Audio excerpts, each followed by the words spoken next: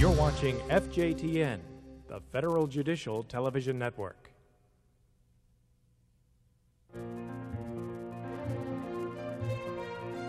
Recent changes in federal law have meant that more appellate and district courts are more frequently involved in death penalty case appeals.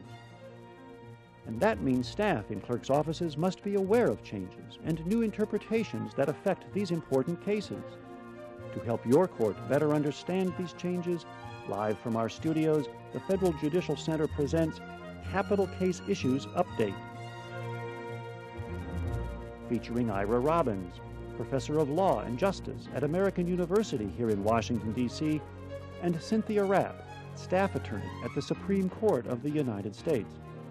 This program will focus on the law, related case updates, and changes in how the Supreme Court processes death penalty case appeals. Now here's your host, Fran Toller. Welcome to our broadcast. We're happy to have you with us today. In 1996, the Anti-Terrorism and Effective Death Penalty Act, commonly called ADEPA, made significant changes in the law of federal habeas corpus. Many of the provisions in Chapter 153, Section 28 of the United States Code were amended, and a new chapter, 154, dealing exclusively with death penalty cases was added. As you know, these changes created interpretive problems in three areas: the effect of the new law on pending cases, the prerequisites for invoking Chapter 154, and the interpretation of particular provisions of Chapter 153. More than 4 years have passed since ADEPA was enacted. Now is an appropriate time to update the staffs of appellate and district clerks' offices about the impact of the law as it relates to death penalty cases, current and pending cases that may affect how the law is interpreted, and federal court issues related to the processing of death penalty cases. Joining us today are Ira Robbins, Professor of Law and Justice, Washington College of Law, American University; Cynthia Rapp, Staff Attorney, Supreme Court of the United States; and Judy Roberts, Chief Clerks Programs here at the FJC. Let's take a couple of moments to review our agenda today. First, Professor Robbins will review ADEPA's impact on the habeas statute and recent Supreme Court decisions related to death penalty cases. This will be followed by a question and answer period. We'll take a 5-minute break, and then Judy Roberts will talk with Cynthia Rapp about death penalty cases from a federal court perspective, followed by a Q&A with Ms. Rapp. Finally, Professor Robbins and I will return for brief closing remarks. A couple of other reminders before we begin. You will be able to fax or phone in your questions for both question and answer periods. The numbers are shown on your screen. Also, all of the materials are posted on the FJC's DCN intranet website, including evaluations and roster forms. It is my great pleasure to introduce Professor Robbins. Welcome, Ira. Thank you very much, Fran. I'm going to be making many points regarding the writ of habeas corpus, both general and specific. Let me begin with the purpose of habeas corpus. Certainly I'm overgeneralizing here, but I don't think unfairly. The purpose of habeas corpus is to review the constitutionality of convictions and sentences. It's not to review any unfairness, but only constitutional unfairness. The writ, however, is not totally open-ended. There are numerous restrictions, many of which I'll address in the next half hour or so. As a result of these restrictions, habeas corpus has become extremely complicated. There are numerous threshold questions that district judges especially, but also appellate judges have to address, questions that we didn't have just 20 years ago. Justice Breyer, in a case decided in April of this year, referred to the complexity of the Supreme Court's habeas corpus jurisprudence, which he called a complexity that in practice can deny the fundamental constitutional protection that habeas corpus seeks to assure. He also said that our system of dealing with some of the habeas restrictions has an attractive power only for those who like difficult puzzles, and habeas corpus is certainly difficult. Consider the difficulty for litigants, especially for pro se litigants, as I go through some of the provisions of the recent enactment. apart from addressing the merits, that is to say, the alleged constitutional violation in his or her case, the litigant must also confront the numerous intricacies of habeas corpus. These points were made clear by a judge in the Eighth Circuit just 2 weeks ago. He wrote, "Not only has the procedural web of habeas corpus taken on a life of its own, but it has developed its own unique nomenclature," and it certainly is unique. He continued, "Rather than addressing the underlying merits of the constitutional claims asserted by a petitioner for habeas relief, opinions in habeas actions are now riddled with terms like procedural default, cause and prejudice, abuse of the writ, successive petitions, mixed petitions, adequate and independent state law grounds, the look-through presumption, objective factors external to the defense, the presumption of correctness, and many more of these doctrines and sub-doctrines. All of these together serve as a trap for the unwary pro se litigant." As if this weren't enough in terms of the complexity of habeas corpus, Congress added new restrictions in 1996. The Anti-Terrorism and Effective Death Penalty Act passed on April 24th of that year. I'm going to spend a couple of minutes now talking about the structure of that act, just to set up some of the discussion regarding the provisions and the exceptions. The act contains on habeas corpus 2 chapters, Chapter 153 and 154. Chapter 153 is entitled General Habeas Corpus Reform Provisions. Chapter 154 is entitled Special Habeas Corpus Procedures in Capital Cases. Let me address the second one first. Chapter 154 can best be called an opt-in provision. If the states provide a certain level of counsel, quality counsel, competent counsel for state death row inmates, and they have a mechanism for that provision for all death row inmates who want counsel, then the states get certain benefits in return, such as a shorter statute of limitations and a statute of limitations on district and appellate courts to decide these cases. To date, and perhaps I'll have more time to address this later, but to date, no jurisdiction has satisfied the opt-in provisions. Therefore, Chapter 154 right now doesn't apply in any case. So we look at Chapter 153. Chapter 153 contains the general habeas corpus reform provisions, which apply now in all non-death cases, as well as in all death cases in which the state has not opted in, which means all death cases today. The statute, however, is inartfully drafted. In fact, it's a very sloppy statute. Many judges have said so and in fact have written that in their published opinions. Justice Souter, in one of the first cases to come down after the passage of the new statute, wrote, "In a world of silk purses and sow's ears, this act is not a silk purse in the art of statutory drafting." In effect, there are many internal inconsistencies in this statute. Courts have had a hard time with the statute. Indeed, one of the provisions, until the Supreme Court stepped in April, had the federal courts of appeals giving us 6 or 7 or even 8 different interpretations of the same language. With that as the structure, let me now shift over to an overview of some of the most important provisions of this new law, basically to provide some framework and some background. It's important, and in many cases literally critical, to understand the nuances of the habeas process, especially those nuances that are being litigated heavily.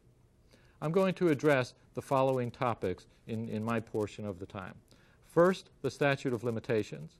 Then the new and very important Section 2254D. Third, I'll address federal evidentiary hearings. Next, the appeals process. And finally, successive petitions. Along the way, I'm going to mention relevant case law, particularly case law from the United States Supreme Court. But now let me get on to statute of limitations. Until 1996, there was no such thing as a statute of limitations on habeas corpus. Habeas was purely an equitable remedy. It was not unheard of for inmates to file for a habeas writ as long as a quarter of a century or more after the conviction and sentence became final.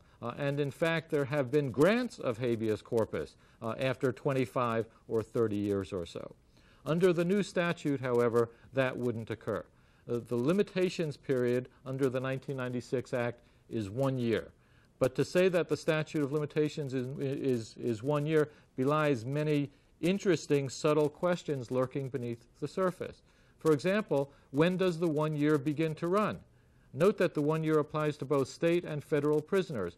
We have a split among the circuits on when the year begins to run for federal prisoners.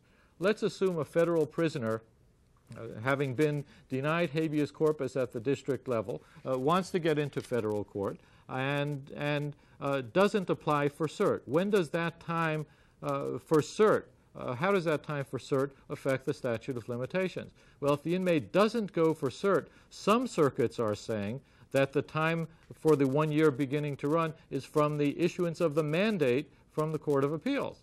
Other circuits are saying, however, that even if the inmate doesn't file for cert, the time of the statute of limitations doesn't start to run until the time for filing for cert has expired. And we have a 5-2 split on that question. Regarding state prisoners, we have a tolling of the statute of limitations. The statute tolls while there is a properly filed application for state post-conviction or other collateral relief pending in the state courts. But what does properly filed mean? Is it a question under federal law or under state law? Here, too, the circuits are split. Most of the circuits, by a vote of 4-2 at this point, a split of 4-2, most of the circuits are saying that properly filed is a question of state law, not federal law. Another nice question is, how much of the time in the state courts is tolled? Only that time during which some filing is actually pending, or the in-between time as well, in between a denial at a lower state court and the time for filing for appeal in the higher state court.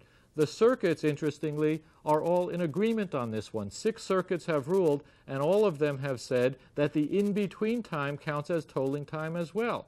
Many of you out there may think that this is counterintuitive, and I've spoken with many people in the circuits who think that, but the circuits are of one mind on this question. Now, what about the time while a petition for cert is pending in the Supreme Court? So far, you should be aware the Supreme Court has not ruled on this question. But under Chapter 154, the opt-in provision, there is a special sub-provision that says that the time pending on cert in the Supreme Court counts as tolling time. There's no comparative procedure or no comparative provision in Chapter 153. Does that mean that Congress intentionally left it out? Or does that mean that this is one of those internal inconsistencies and Congress didn't really think about the question? 2 circuits have ruled on this question so far regarding Chapter 153, and both of them say that on Chapter 153, the time pending for a petition for cert in the Supreme Court does not count as tolling time. So litigants certainly have to keep that in mind. Or what happens if a petition is pending in federal court and it's denied, let's say, for lack of exhaustion? It might be pending there for a year or more. Does that year or more count against the 1 year statute of limitations, or is that tolling time? Here the circuits are split, 1-1. So you can see just with the statute of limitations how complicated it can get. If there are so many circuit splits, how is a litigant supposed to get it right? Whatever getting it right actually means. And of course, when we're dealing with statutes of limitations, every extra day is important from the prisoner's perspective. 2 other points on statute of limitations. First, constitutionality, and I can generalize from this to other restrictions as well. The Constitution of the United States has the words habeas corpus in only one place, Article 1, Section 9, Clause 2, which states the following: the privilege of the writ of habeas corpus shall not be suspended unless when in cases of rebellion or invasion the public safety may require it. Well, if we have a statute of limitations, which we didn't have before, does that count as an unconstitutional suspension of the writ? Several circuits have ruled on the question generally, saying there is no per se unconstitutional suspension, but some of the circuits, especially the second, have allowed for the possibility that there might be an unconstitutional suspension as applied in particular cases. My final point on statutes of limitations is that all of the circuits that have ruled on the question so far have said that it is not a jurisdictional issue. meaning if the state doesn't raise the statute of limitations, the federal court doesn't have to consider it. It may if it wishes to, but it's not obligated to do so. 7 circuits have ruled on this question. All 7 are in agreement. Let's move on from statute of limitations to what I call the federal court's adjudication function. There is a controversy generally regarding federal habeas corpus. That is to say, in federal habeas corpus, federal judges have the power to undo all that occurred in the state court system. With that sort of federal-state system or federal-state relationship, there's always going to be conflict. The question is, how can we avoid, if at all, unnecessary conflict? Or put differently, do we want federal review of state court convictions and sentences to be de novo or deferential? This was the precise question that was raised in a Supreme Court case called Wright v. West in 1992. Should habeas in federal court be de novo review, complete independent plenary review of what went on in the state system, or should we defer in some way, presume the correctness of what went on in the state system? By a vote of 6-3 in Wright v. West, the court decided that habeas should continue to be de novo, as it has been for most of this century. Now, that happened only 8 years ago. So why even say that the question is ripe for reconsideration today? The answer is that 4 years ago, we got the new statute, the Anti-Terrorism and Effective Death Penalty Act of 1996. One of the key provisions in that law, perhaps to my mind the key provision of all of them, is the new 28 U.S. Code section 2254D. It's a long provision, it's a convoluted provision, but in part it says that a federal writ of habeas corpus shall not be granted to a state prisoner's claim unless the adjudication of the claim in the state court involved an unreasonable application of law to fact in the state system. So we have to ask, what exactly do we mean by an unreasonable application? This is the key question. This is the question that has plagued the lower federal courts, which have given us 6, 7, or 8 different interpretations, depending on how you understand these circuit court opinions. Now, without getting too bogged down in the nuances of these interpretations, they really fall into 2 different patterns. One focuses on whether in the state court system there was an unreasonable application of law to facts. I call this the unreasonable application approach or pattern. The other is whether the jurists in the state system were unreasonable in the way they applied the law to the facts. I call this the unreasonable jurist approach. Several circuits, including the 4th, 5th, 7th, and 11th, had adopted variants of the unreasonable jurist approach. The 4th Circuit statement, the one that went up to the Supreme Court this year, basically was the following. It asked whether the state's application of law to facts cannot be unreasonable, or it said the state's application of law to facts cannot be unreasonable unless reasonable jurists would all agree that it was unreasonable. That's a tough test to satisfy. If this was the test that the Supreme Court had adopted, I submit that it would have meant the end of federal court review of state court convictions. Instead, the Supreme Court reversed the 4th Circuit in a case called Williams against Taylor. There were 2 Williams cases, Williams against Taylor this year, so this one was Terry Williams. In Terry Williams against Taylor, the court rejected the reasonable jurist test. The court said that the federal habeas court should not transform the inquiry into a subjective one, in effect by finding some jurist who would support it.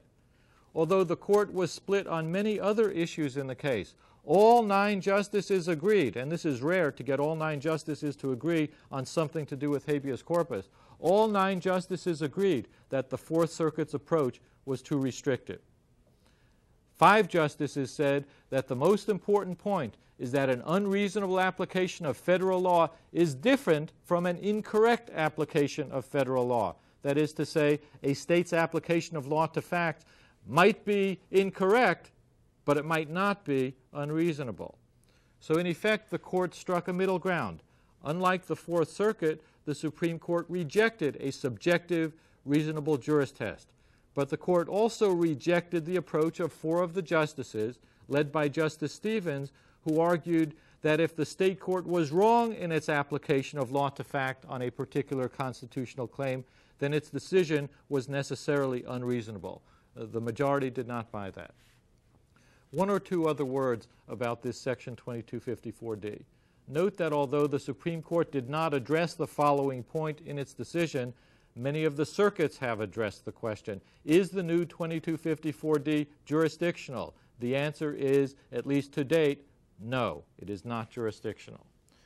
Now, 2254D is complicated. Habeas corpus is complicated. If it's difficult for you sitting out there to understand this, to understand some of these things that I've pointed out already, imagine how it resonates, or imagine how it doesn't resonate with a pro se litigant, particularly one who happens to be illiterate. Let's shift now to the topic of federal evidentiary hearings. Habeas corpus, as I pointed out, is both complicated and controversial. It doesn't get any more controversial when the state has taken the time to hold a hearing, perhaps an extensive hearing, and the federal court goes and reconsiders the facts, as well as the application of law to fact. In 1966, Congress gave us what is called a presumption of correctness of state court findings of fact. It was a rebuttable presumption, and there were 7 ways to rebut it. I don't want to say that it was easy to rebut it, but it was not all that difficult because some of those 7 ways to rebut the presumption were rather open-ended. Under the new Habeas Act, passed in 1996, however, those 7 ways to rebut the presumption have been repealed. There are some similarities, but those 7 ways have been repealed. So we do have a greater amount, a greater increment of presumption of correctness of state court findings of fact.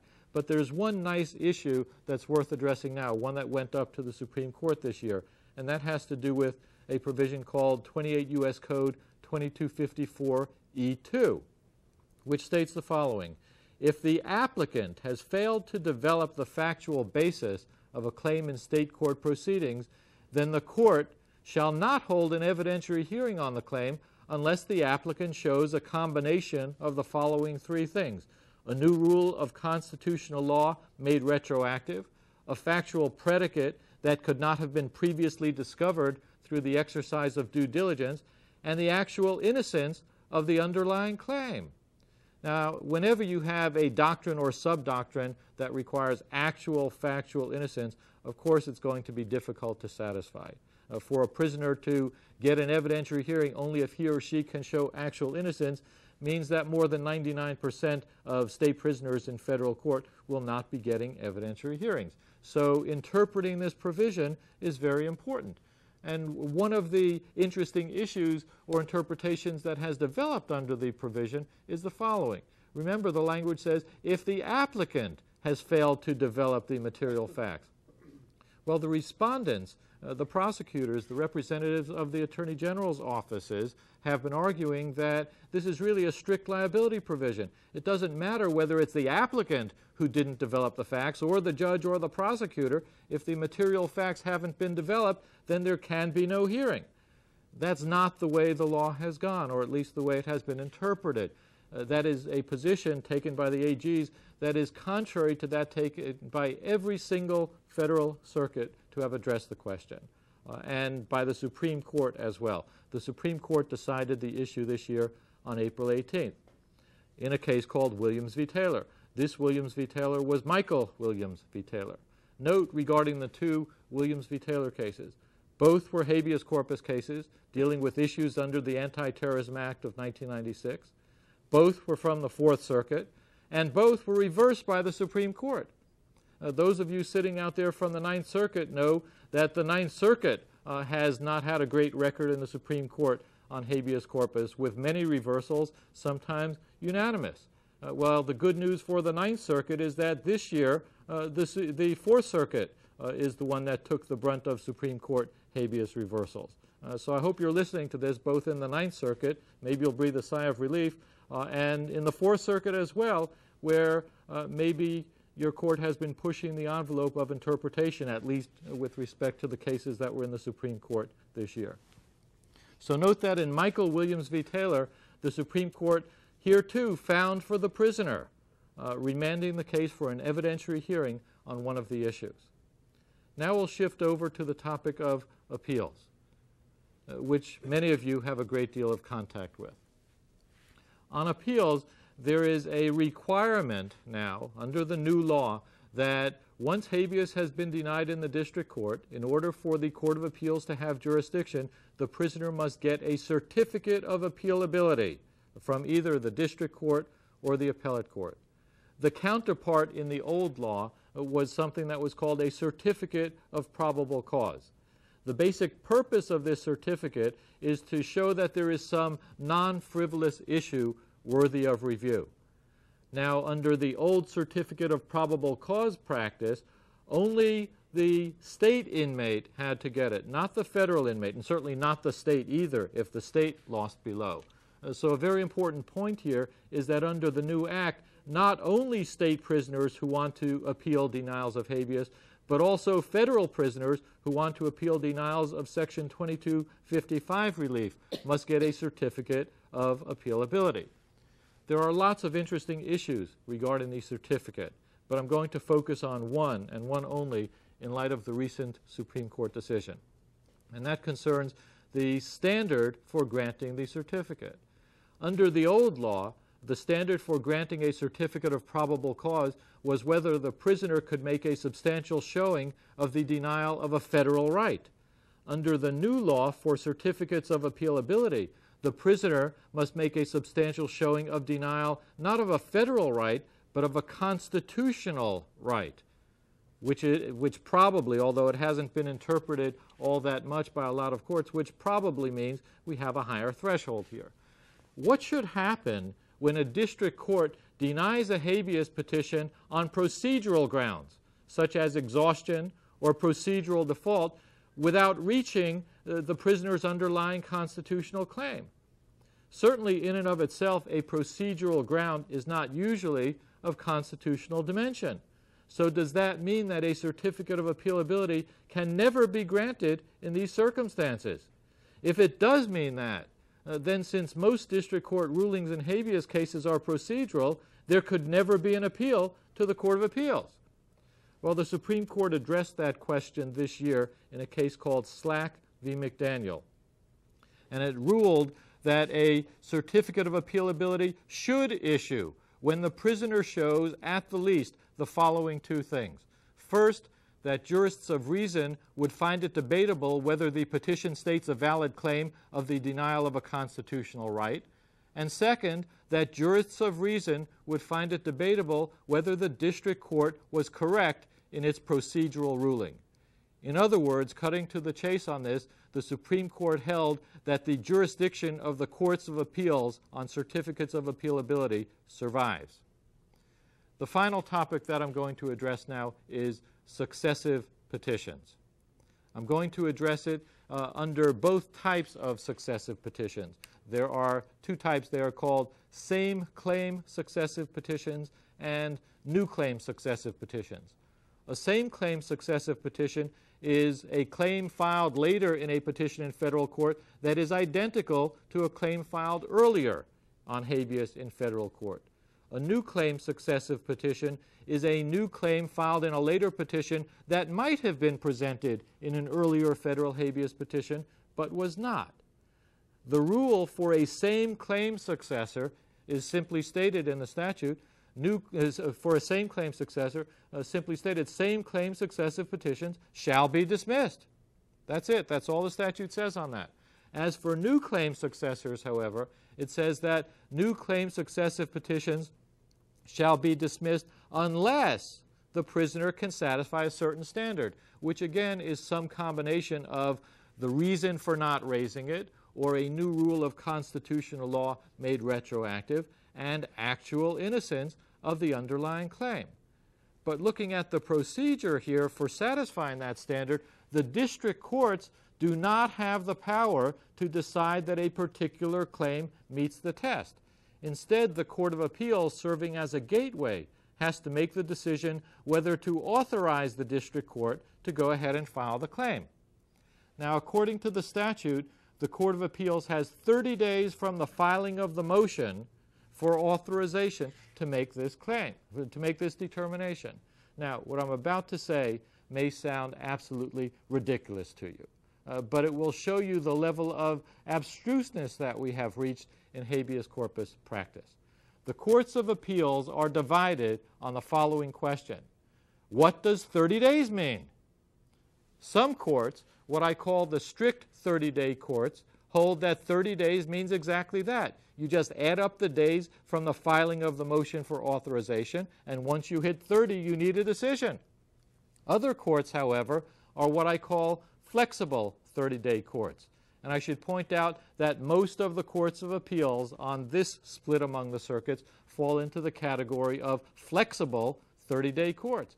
These courts hold that the 30 days referred to in the statute begins to run only after the Court of Appeals has obtained all of the papers required for a reasoned decision.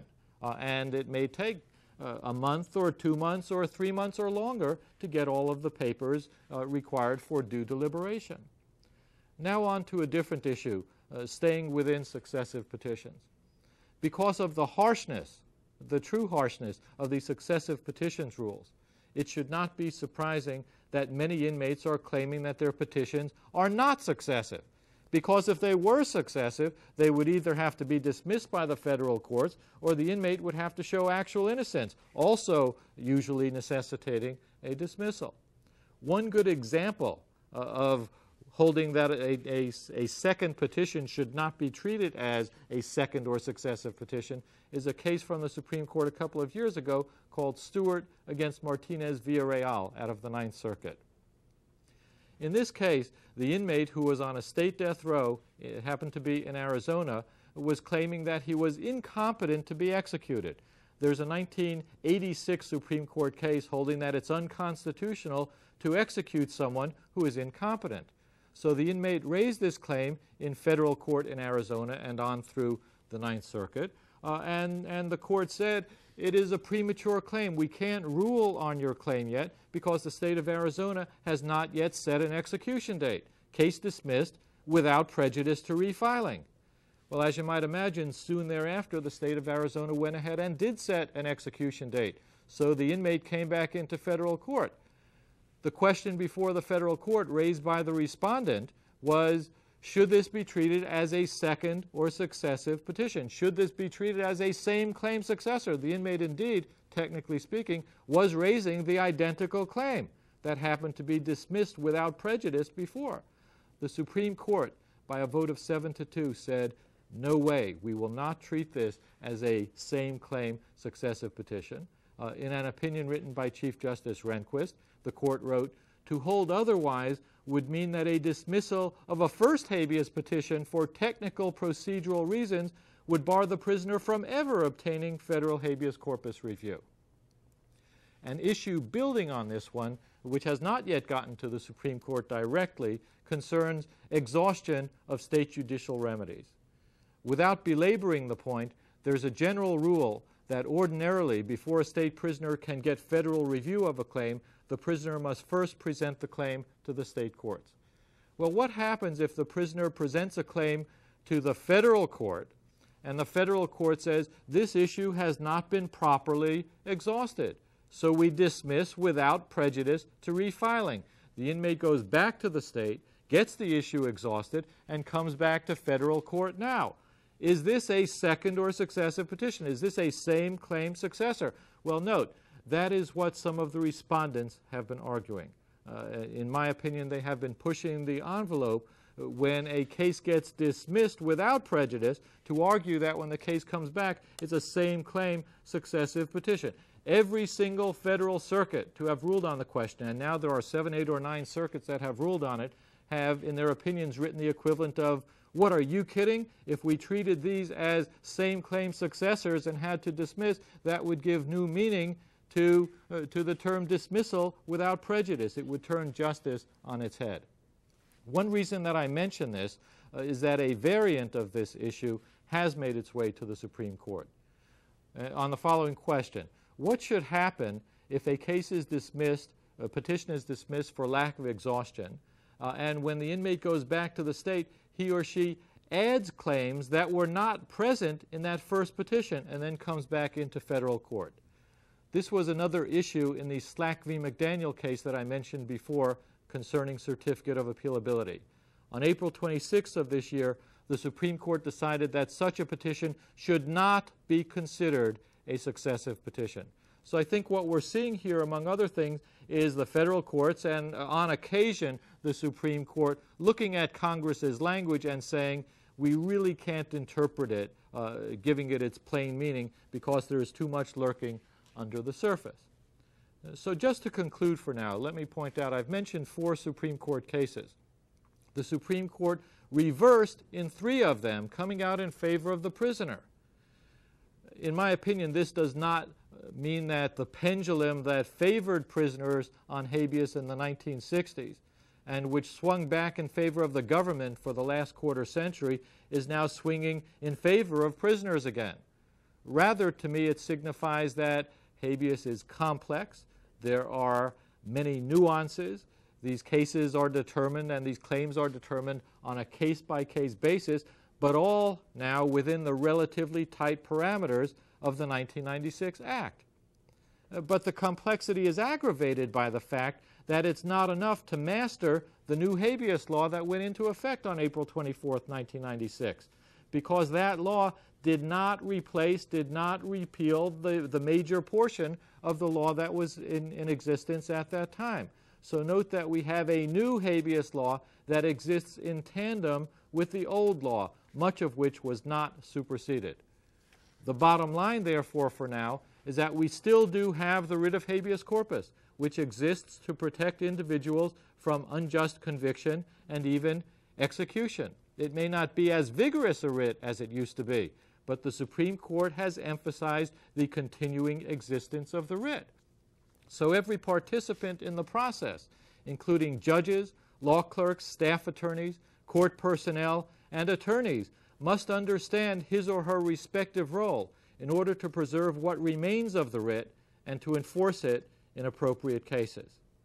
From this very brief presentation, I hope you can get a sense of the doctrinal context in which you do the critically important work that you do. And now we're going to move to the question and answer portion of the session. Thank you, Ira. We are now ready for your questions by phone or fax. The phone number is 888-871-3470, and the fax number is 800-488-0397. I understand that we have a call from Ohio Northern. Would you go ahead, please? Sure, I will. Thank you. My question is really regarding the standard of review. I have a case in which the Ohio Supreme Court articulated no, federal constitutional grounds on which it based its decision. So therefore, it's difficult for me to determine whether or not there was an unreasonable application of federal constitutional law, and I'm wondering if there is any case law out there that would then dictate what standard we should apply. So that's a really good question. And I didn't give you all of the language of 2254D, but if you've got a case on that, then of course you've seen the language. The statute says that before we get into this difficult to satisfy standard, we have to make sure that there was a state decision on the merits. The question you're asking really goes to what do we mean by a state decision on the merits? Just because a state decided something doesn't necessarily mean that we can decipher what they decided. There's a parallel to this under the presumption of correctness under the old habeas corpus law, the old 2254D. And there are enough cases that you can use for analogy that say if you can't unravel what the state court has done, then you don't have to defer to it. So I think those cases would be my starting point. And if you wanted to contact me sometime after this show, we could talk further about it. Thank you. Okay. Thank you for your great question. Here's a question that's come in by fax. Can you explain why no states have opted into Chapter 154? Well, that also is a really good question. I didn't have enough time to address Chapter 154 at the outset. Chapter 154, if you'll recall, is special habeas corpus procedures in capital cases. It creates a quid pro quo. If the states provide a mechanism for the appointment of competent counsel and as well for the reasonable compensation of counsel and for experts, to any and all death row inmates who want counsel, then in return the state gets additional benefits, such as shorter statute of limitations. It goes to 6 months from 1 year. And there's also a limitations period on district and appellate judges deciding these cases. If we're in a Chapter 154 situation, then district judges get 180 days to terminate the case, and appellate judges get 120 days to terminate the case. So why haven't states opted in? It seems to me that the answer is cost, in part, and the generous restrictions on habeas that the states already have. Many states have stipulated that they don't satisfy the opt-in requirements. Some states have said, we think the benefits that we as a state get are already good enough. But there are some states that have litigated the question of whether they satisfy the opt-in requirements. In particular, Florida and California, states that have had this issue percolating up and down between the district and circuit courts. And to me, it comes down to a question of cost. If the state wants certain benefits, it's going to have to pay for quality counsel at the state post-conviction stage. This fax just in. This relates to the two cases that were recently decided by the Supreme Court, having to do with the incorrect actions of attorneys, one a defense attorney and one the prosecutor. Have we seen an increase or a decrease in these kinds of filings since the inception of ADEPA? That's a key question. The question of the issues concerning counsel both before the new law and after the new law. It seems to me clear that we get the best justice when we have highly skilled counsel on both sides, for prosecution and defense. And typically, in death cases, we don't have the best counsel in these cases for all sorts of reasons. Under the old law, we were seeing in empirical studies that in about 42% of habeas cases, there was a claim of ineffective assistance of counsel. And to the best of my knowledge, that number has not changed. We're still seeing the same sort of level of claims of ineffective assistance. But note, it's hard to satisfy the test for ineffective assistance. Some of you may be familiar with a 1984 case called Strickland against Washington that sets the standard, sets the threshold to satisfy. And it's a very high bar. The question then becomes, where are we after the statute, after the 1996 Act? It seems to me the starting point now is no longer Strickland v. Washington. We look at the new case, Terry Williams v. Taylor, which marks the first time since 1984 in which the Supreme Court said that an attorney in a criminal case violated the Sixth Amendment. So I think when all is said and done, we have a new starting point, but the problem remains. Counsel is not up to par in many or most of these cases. I believe we have a caller from Tennessee Western. Greg, are you on the line? I am. Yeah. How are y'all doing? Oh, we're doing great. Professor Robbins, I wanted to offer a clarification. This is Gregory Krogh, the Senior Pro Se Staff Attorney for the Western District of Tennessee. Tennessee has actually, or at least they claim, that they have opted into Chapter 154. The only difficulty is they have not yet had any cases before our court, at least, in which the state post-conviction procedure took place under the revised state procedures so that Chapter 154 procedures would be applicable in federal court. Nevertheless, they have adopted the raw procedures that would entitle them to Chapter 154 consideration when a state court case arrives at the federal court level after going through those procedures. Well, certainly you know more about what's going on in Tennessee than I do, but let me just react to your question. Just because the state says that it satisfies the opt-in procedure doesn't mean that when the case gets tested or the issue of their opt-in status gets tested in federal court that the federal district court in Tennessee or the Sixth Circuit is going to agree. I'd say they may act as if they're an opt-in state at this point, but once they go to seek some of the benefits in a particular case, then we're going to see the issue tested in the federal system. I have no opinion about whether or not they've actually complied with that yet, because we don't give advisory opinions, obviously. But I thought the listeners ought to know that Tennessee is at least has at least gone to the effort of trying to comply with the statute, and they're attempting to put in procedures that would guarantee death row inmates adequate counsel during collateral attacks. Thank you, Greg, for that question, and that certainly opens up something for us that we hadn't known about here at the center. This one, Ira, is a bit different. These two previous ones have been on points around the law itself, but this one says, recently the governor of Illinois declared a moratorium on executions after learning that a number of innocent people were executed. In your judgment, is this the start of a trend, or can we assume that things will probably stay as they are? Well, you're right. This question is a little bit different. This is more a political question, I think, than it is a judicial question. One reason I think that the governor of Illinois and now some other states have considered the question, imposed a moratorium is the fear of executing the innocent, and now with DNA testing at the level it has attained, maybe we can get some assurances on this. The way this plays out in habeas cases is that in many states there is a strict rule against filing an application based on newly discovered evidence. In some states, I think there's a 21-day limit after the conviction and sentence getting in new evidence. So what happens if we have DNA evidence at a much later date? Can we get it in? If the answer to that is yes, then it means that we're going to see some relaxation in habeas corpus standards.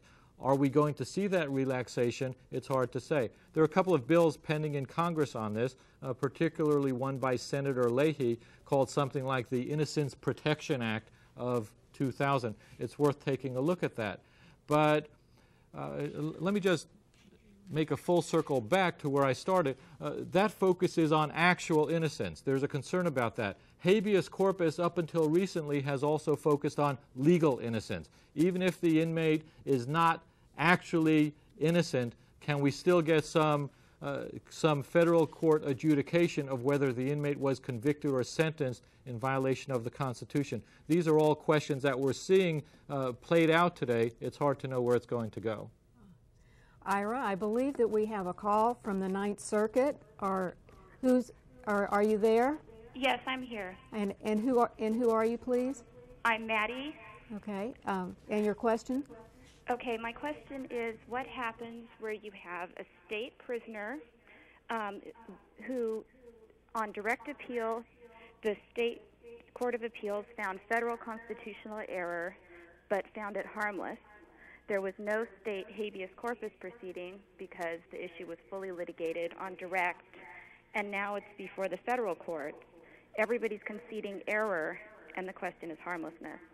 What happens with 2254D?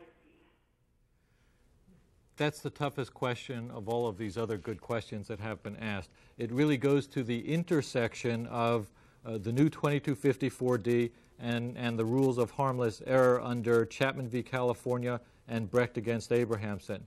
One circuit has ruled, and I don't recall offhand which circuit it was, but it was in the last month, and if you need it, I can get a cite for you. One circuit has ruled on the question of whether the new 2254D replaces pre-existing harmless error law, holding that it did not. So it seems to me then we have to then get into a question of whether the state court's application of the harmless error rule was an unreasonable application, which is about as convoluted as you can get on habeas corpus.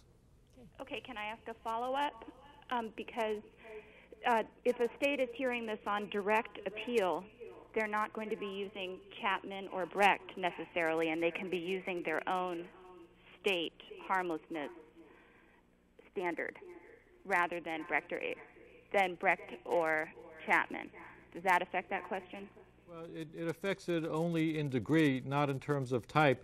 We'd have to look at the type of review and compare it in the particular state system, and then compare it to what was available under a Chapman-type test and see whether that's enough to satisfy it under a Brecht-type test.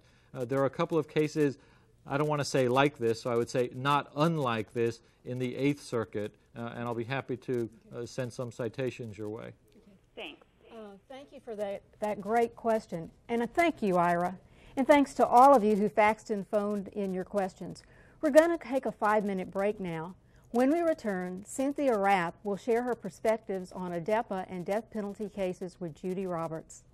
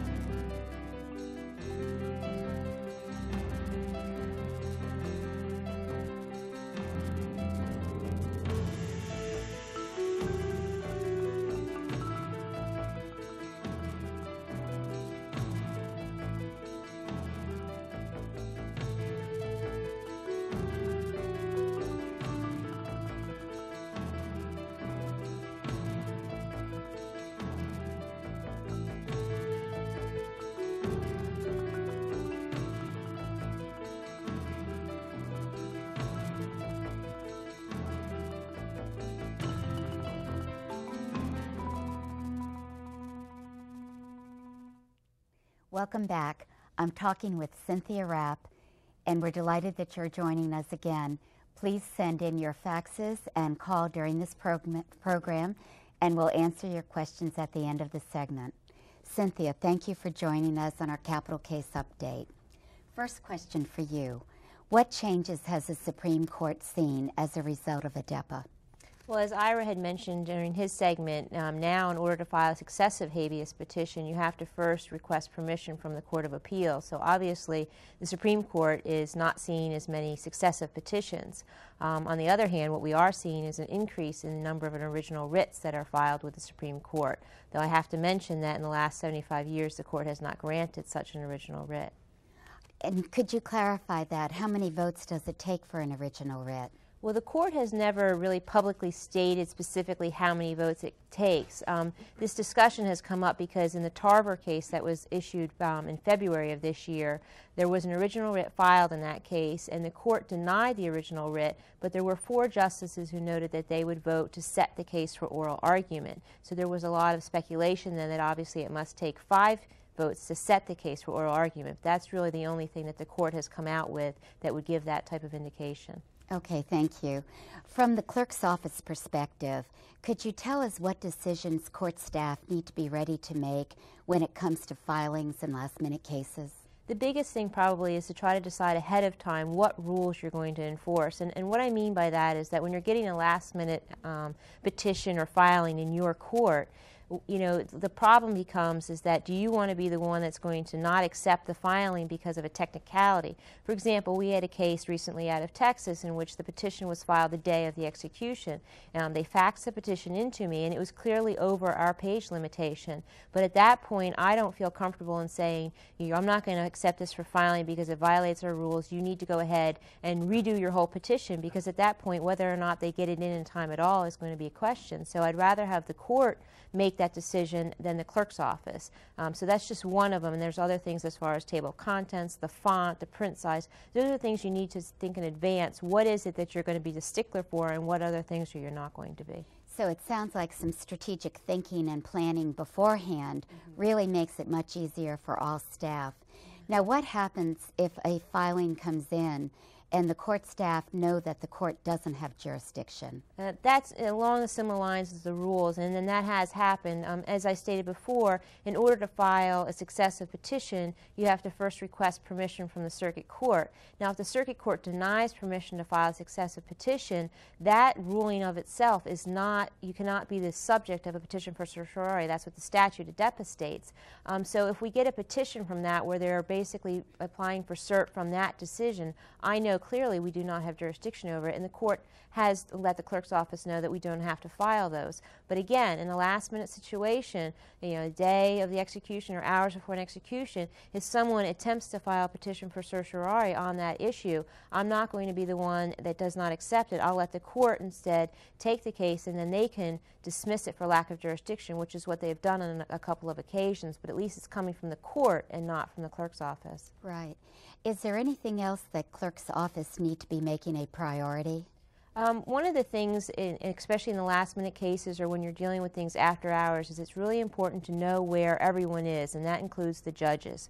On the lower courts especially, you need to know how to get in touch with them and when they want to be contacted. For example, do they want to be contacted when the Supreme Court finally finishes up the case and rules so that they know it's totally over, or do they just want to be contacted when something's filed in their court? So you need to have after-hour numbers or beepers, whatever it's going to be, and also for the attorneys that are working on the cases. If you're going to be issuing an order after hours, you want to make sure you can get in touch with those attorneys to let them know what your court's decision is.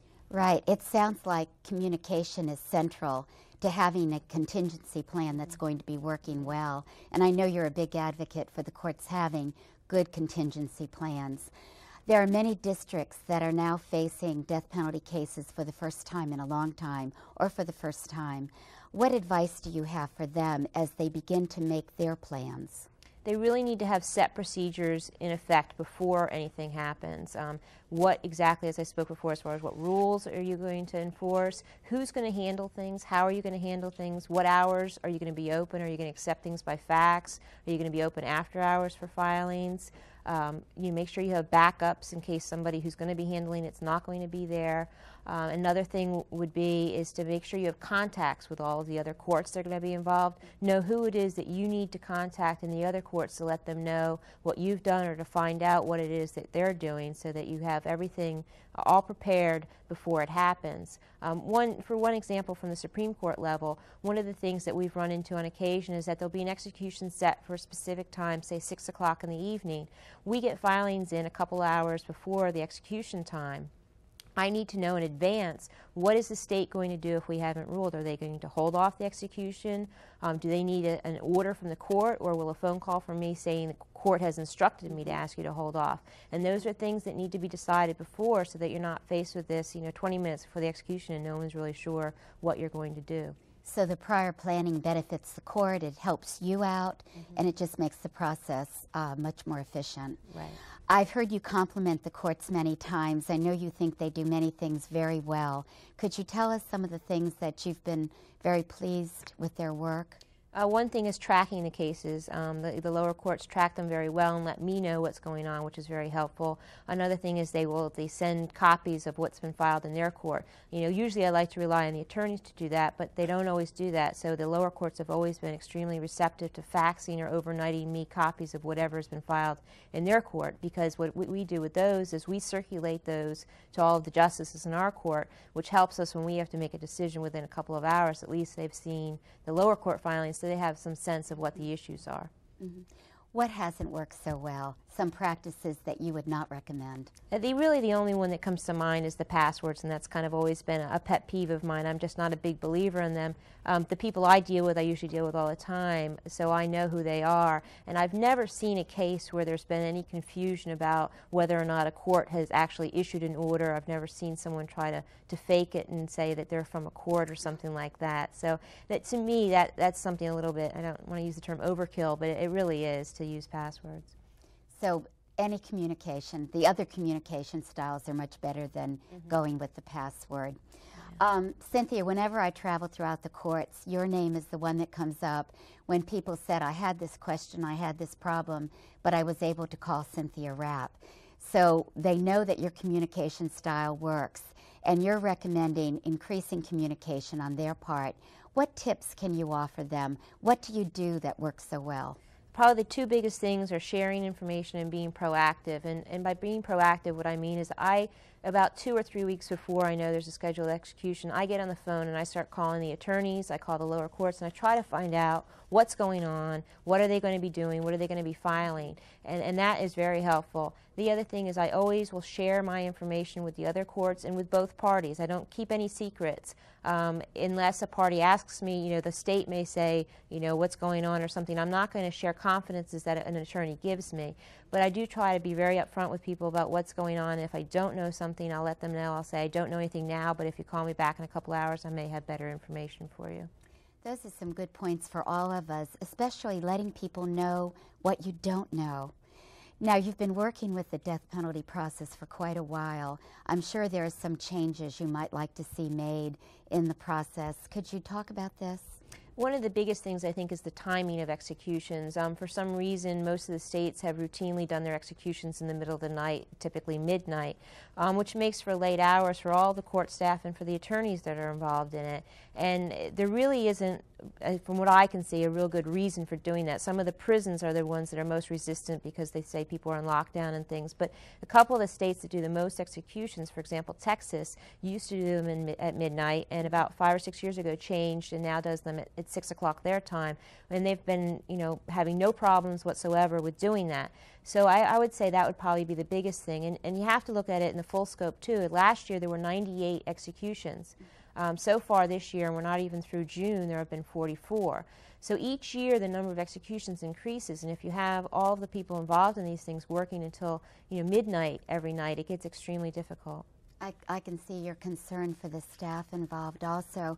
What challenges do you face in working with attorneys during these long hours? Well, sometimes attorneys, I'm not sure what the reason is they feel if they don't share information with the courts, it's going to help them, or they're leery of sharing information with us, and that's happened on occasion, and it can make it difficult. We had a case in which the attorneys kept saying, yes, we're going to file, and then they never did file. And I really think that they knew all along they weren't, but they weren't 100% sure, so they wanted to make sure we were going to be there. And I would have much rather had them say to me, I'm not sure what we're going to do. And I can understand that. I mean, these are stressful things for the attorneys also.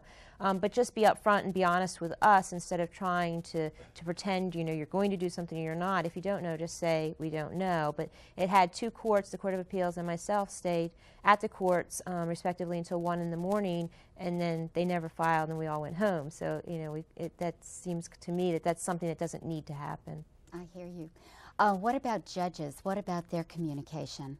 It would be helpful if the judges would communicate with their court staff. For example, when you start out at the district court level and they get something filed, if the judge knows that he or she is not going to make a ruling on it for a day or a couple hours or something like that, share that with their court staff so their court staff in return can share it with me, so I can say, okay, we know that the district court's not going to rule for 5 hours, so if people want to go get something for dinner or need to go home and run errands and then come back, they can do so. Otherwise, we're all sitting there kind of waiting for that order to come out so that we can immediately circulate it to all of the chambers. So things like that would be helpful. So any advance notice, no matter how small, can definitely be an asset to the management of the process. What else do we need to keep in mind? I think as far as the lower courts need, again, it's the big picture kind of idea as to when is the execution scheduled, and then how much time do we have when things are filed.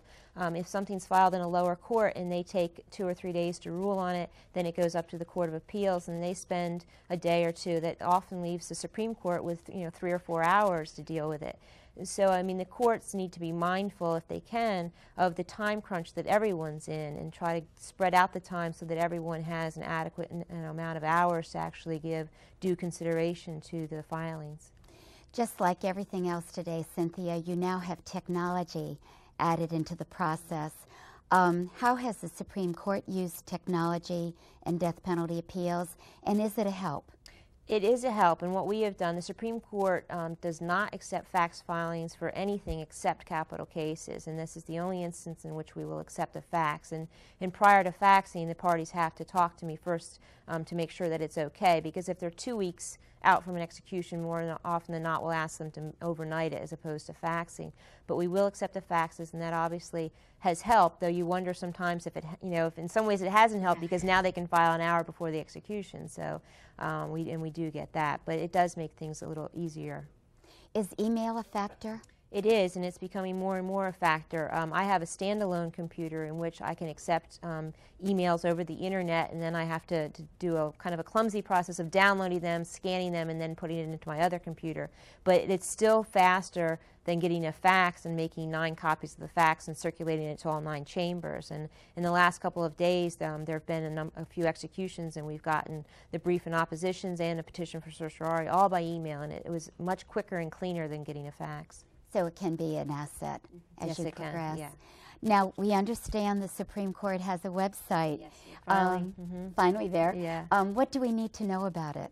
Well, basically it's a very, very good website. It's got a lot of things on it. Probably one of the things that's lacking, which a lot of the attorneys and staff would find helpful, is the docket system. Unfortunately, that's not on it yet, but they are working on that. But the court calendar is on there. The opinions, which is probably one of the bigger helpful things, is there are links to all the opinions, and they're normally up there within an hour or two after the court has released them. So that's extremely helpful. Very good. I know that we've already received some faxes in today for you. What I would like to do is to ask you one more question of my own, though, because as we've been talking about communication, I thought, what is your preferred method? How would you like people to approach you, to let you know they're now the death penalty clerk, or in whatever position that they would need to be talking with you? Yeah, people who are going to be handling this at their court's level, if they've actually got some cases coming or they think they are, it'd be best if they just called me and kind of introduced themselves, and then if they had any questions about how we want to work together, we could do it over the telephone. Great, so that personal touch, and then you'll be able to work with them effectively through the year. Right. Very good. Well, we are pleased to be here, and we're looking forward to your phone calls for Cynthia Rapp. I know I was buzzed that we have a fax here, so I'll start with this. while we're waiting for phone calls. Cynthia, the first question is, what if the court does not have time to rule? Our court has a very practice, really, that we always will rule in a case. I can't recall an occasion where we don't. And as I spoke before about processes and procedures, one of the things is we will ask the state to hold off the execution, or we'll issue a temporary stay. Our court can rule very quickly. We had an execution last night in which the court ruled in about an hour and a half on a petition that had been filed. So that's not normally an issue, and I usually try to assure the parties that their case will be acted upon, prior to the execution date. Okay, very good. We're still waiting on our phone calls, but we do have another fax coming right in. Thank you. All right. We have a fax from the Eastern District of Oklahoma, and it says, will you accept calls from the district courts as to whether you have ruled on an original petition within the last few days before an execution? If so, can you give us a telephone number where we can reach you? The answer is yes, I would accept phone calls on that, and I think you said you were going to put the phone number up on the screen. And you could either ask for me, or actually anyone in the clerk's office should be able to look that up on our docket system. If you know as long as you know the petitioner's name, we can find it in the docket system, so anyone would be able to help you answer that question. So you should be seeing that on your screen at the present time. You should be seeing the phone number on your screen. And as I said, Cynthia is very accessible to everyone that needs to speak with her. I also have another fax. Just a moment. The phones are working. We do want to let you know we have 10 lines. This is an interesting question. What if the attorney will not tell me what they are planning to do?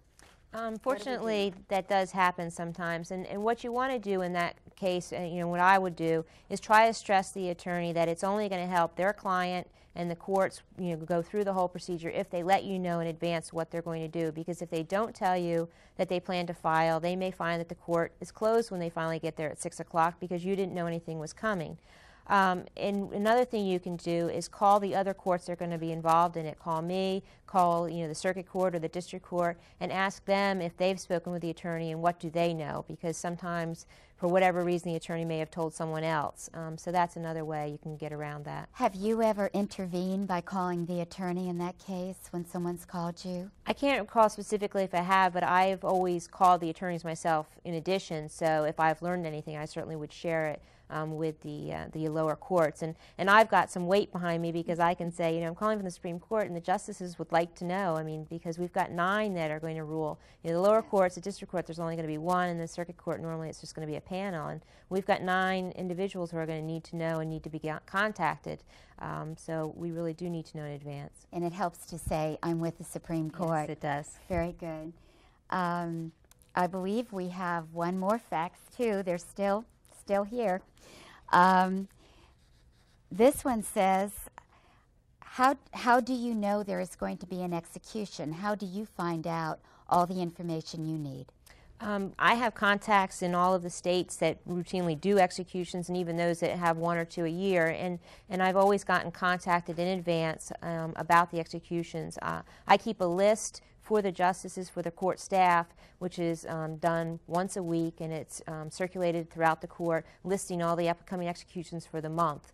And I have my own list, which I keep, which probably runs about 2 or 3 months out, so I'm always aware of when they're going to occur. And if the states don't contact me, the courts of appeals are also very good at letting me know what executions are coming up in their circuit. So there usually is not a problem at all in keeping track of all of the capital cases that are coming up. And again, that communication factor is critical for it working for everyone. Do we have any phone calls? It appears we do not. So, but we appreciate your faxes. These were excellent questions. And I'd like to thank Cynthia for sharing her expertise. And now I will be turning the program back to Fran Toller.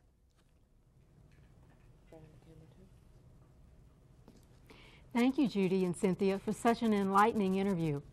We're coming to our towards the end of our broadcast now, and I have a question that I have to ask of Professor Robbins here. With all the restrictions that you previously described, is this the end of the road for habeas corpus? Well, of course, Fran, that's the ultimate question. In a sense, it really is not. If we look at the language in some of these opinions, for example, in Slack v. McDaniel, one of the cases I mentioned before, Justice Kennedy, who is not really a proponent of an expansive writ of habeas corpus, wrote that the writ of habeas corpus plays a vital role in constitutional rights protection. Now, is this a way of just paying lip service to the writ while continuing to narrow it? Maybe not. In fact, probably not. Look at what they did, not just at what they said. The prisoner won in 3 out of the 4 habeas cases in the Supreme Court. So I would say, admittedly, habeas corpus is not as vigorous a remedy as it has been in recent years. It's hard to say. Is this like rearranging deck chairs on the Titanic? We're not at that point, or we're not yet at that point, at which we would say that review of state court convictions can be had only in the state courts, not in the federal courts. Habeas corpus has always operated as a safety valve. Judges would look to see whether there was a degree of comfort in terms of being comfortable with the justice that was promulgated in that case. I would say it remains to be seen how comfortable the federal judges are with the restrictions imposed on them by the 1996 Anti-Terrorism Act and on what's going on in the state courts in terms of fair review of convictions and sentences. Thanks, Ira. That certainly is enlightening, to me. I was wondering, as we were summing up, we've heard from Cynthia and Judy, if you had any final thoughts for our audience today. Well, I would say the work that you do is as important as it gets in the judicial system and in the legal system. I would say don't worry about what you read about habeas corpus and about death penalty in the media. Just do your jobs and do it well. Habeas corpus is still available, can be applied, can protect constitutional rights in appropriate cases. Your judges will decide for you what's appropriate, and you should understand habeas corpus law and practice well enough to help the judges get to where they want to go in these cases. Thanks, Ira. We've covered a lot of ground today, and we want to thank everyone who's participated in the broadcast, from Ira, Cynthia, and Judy, and especially to all of you who viewed it today and faxed in your questions and your wonderful phone calls. Let me remind you that all the material related to the broadcast today is on our website, and we would encourage you to get those materials if you have not done so. One final thing, at the center it's very important to us to know exactly how we're doing. And we also like to know, just as more than for just curiosity's sake, who watches our broadcast. So we do want to remind you that we would like you to fax in our class roster and evaluation sheet. And because we do care about who attends, and we're very interested in what you think. For those of you who are applying for CLE credits, the information on that is also found on our website. We should know by the first week in July which states have agreed to give credit for this program. Thanks again. You do very important work, as Professor Robbins said, and we at the Center are proud to serve you. Thanks for being with us.